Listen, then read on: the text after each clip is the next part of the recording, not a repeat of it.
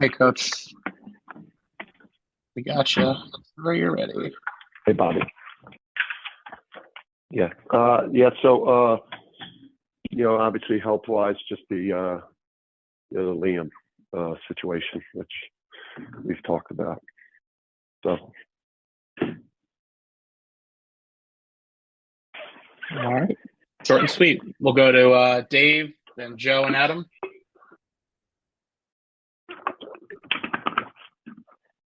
Hey Dan, just wondering what your thoughts were when you found out this game was going to be played at Finneran, first time in some 30 years, other than the COVID year. And what kind of maybe what kind of advantage that might give Villanova, and what kind of atmosphere you expect tomorrow night?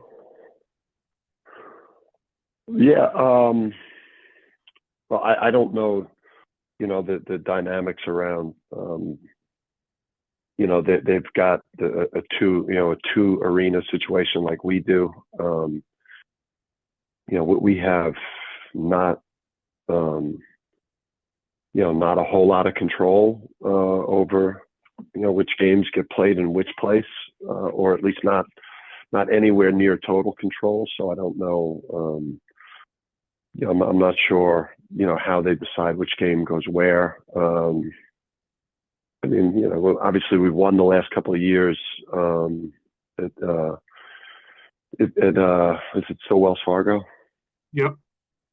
Yeah, I mean we've won there, so we have good vibes going in there. But that's also too, and playing at Wells Fargo is just. I mean, my first time going there to play Villanova, and obviously the arena is as good as you'll play in basketball. And then just seeing their fans like tailgating in the parking lot, pulling up to Wells Fargo, and then that atmosphere in there, was really tough to play in, and it was incredibly exciting place to play. And again, the quality of arena was amazing. And now it's obviously the first time playing in the on campus situation. I'm sure it's going to be a similar feel that people have when they come play at Gamble as opposed to to XL. More of a collegiate crowd, younger crowd, probably more more chaotic crowd. Did you ever And I play had there? no reaction. Yeah, I did. That's it's the only place that I ever played, I think. Okay. Thanks. Limited success. Or no, or little to no success. Sorry. I'll have to look that up. Don't please.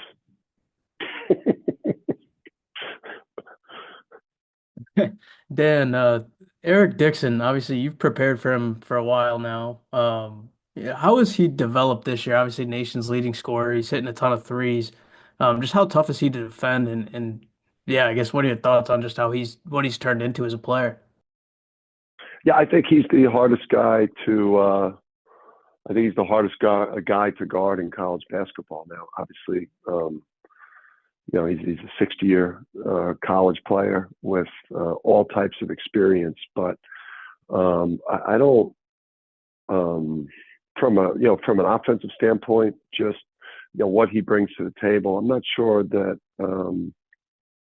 I've gone into a game and watched a guy um, be as efficient. Cause more concerns in terms of how to guard him, like from the 3-point line to the front of the rim. Like you're in your own world and you dial in on your next opponent. And it's really been these last couple of days, my first chance really dialing in on Villanova. But I guess he's playing at a level of offensively that no one else in the country is playing at. And I don't think it's that close, at least from a high major perspective. I mean, that this guy is, he's his offense right now, it's the best I've seen in terms of preparing for an individual offensive player. Maybe, obviously it's not the same thing as a Zach Edey, because of obviously it's a different type of player, but it's that impactful. And then, you throw, some guys like Poplar, and the point guard who's tremendous, and Longino around him with some firepower on the bench, and you can see why they've been playing so well as of late. Is that a situation where, Sampson can guard him out there, or is it more of a team effort to slow him down? Yeah, it's obviously, they've got, other guys that are really good offensive players. I mean, obviously, Dixon, creates space and opportunities with the attention he draws. But, there's a reason why they're a top 10 offense, seventh in the country offensively. They're one of the hardest teams you'll guard, if not the hardest team you'll guard the whole year. Obviously with our issues we've had defensively, we've got to be prepared with a plan A, a plan B, a plan C. Thank you. You got it. Go ahead, Zags. You on? Hey, Dan. Hope you're good, buddy. What's up, bud? It's a little early for all the bracketology stuff, but that's never stopped me before. Most of the bracketologist people seem to only have 3 Big East teams in right now: UConn, Marquette, St. John's, with Creighton on the bubble, and then they have 13 SEC teams in. So I guess my question is, you started the year saying the Big East was the best league in the country. Obviously, you've won four of the last 8 titles, so you got the championship hardware. But what does the Big East need to do here to get a few more teams in? And have you noticed the success the SEC's had with everyone in the league doing well?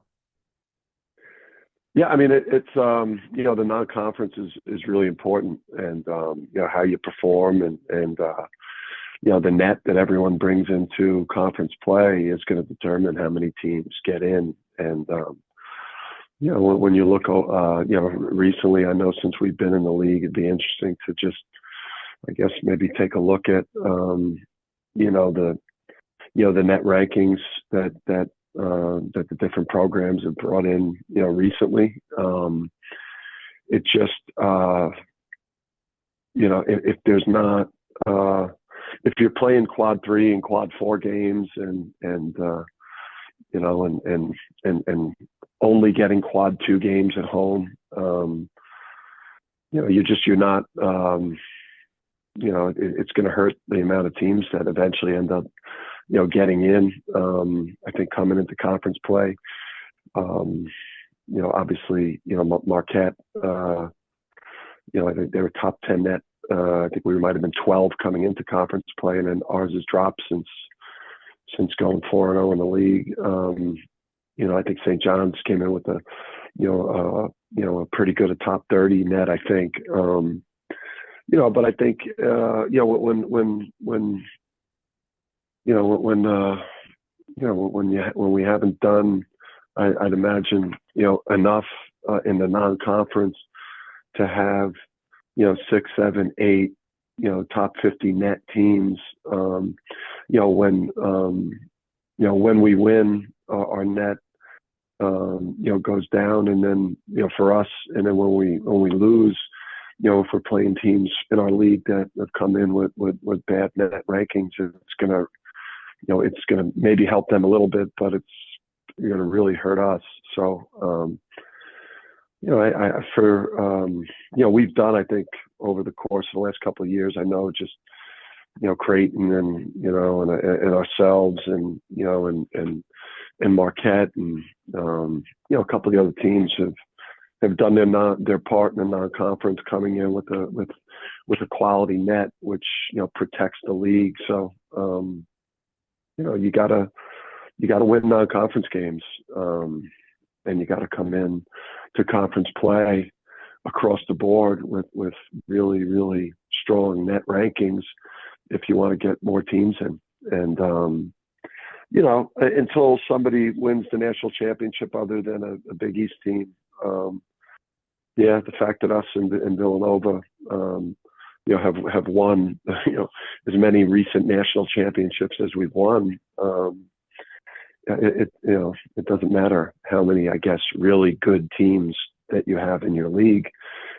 Is your league producing the best team in the country? I think that's what makes the best league. Does your league have the best team in the country that wins a national championship?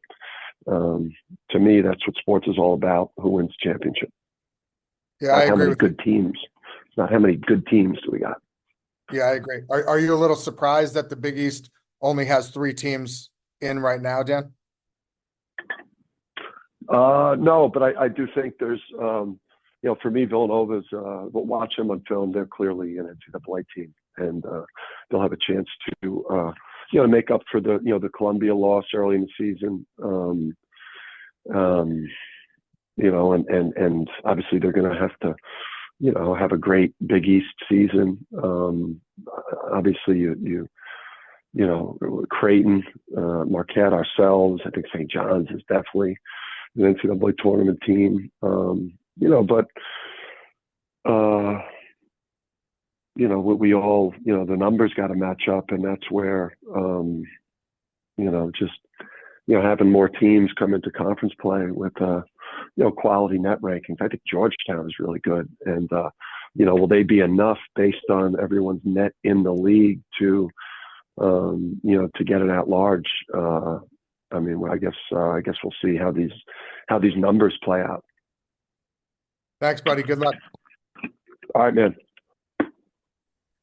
All right, we'll go to Roger, then Sam and Wayne to wrap up. Dan, have you seen enough in Aiden in practice lately to believe that he can build on his performance the other night? And how important is it for you to have another scorer like that? Yeah, listen, with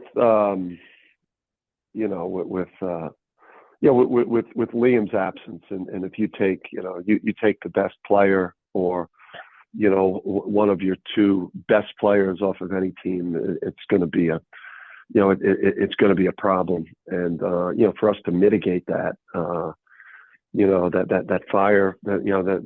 firepower, that Aiden could provide, with his shooting and his ability to create off the dribble and get the paint and score. I think, we've seen it, here. We're empowering him.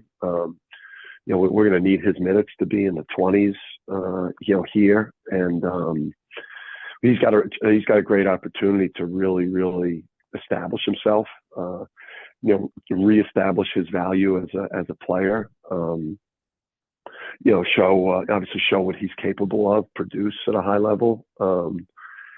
That's an obvious necessity for where we're at relative to Liam's absence. But then, for us to be the best team that we could be at UConn this year, his emergence and him becoming a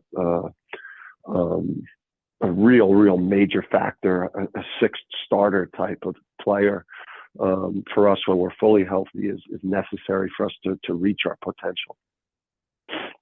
Thank you. You got it.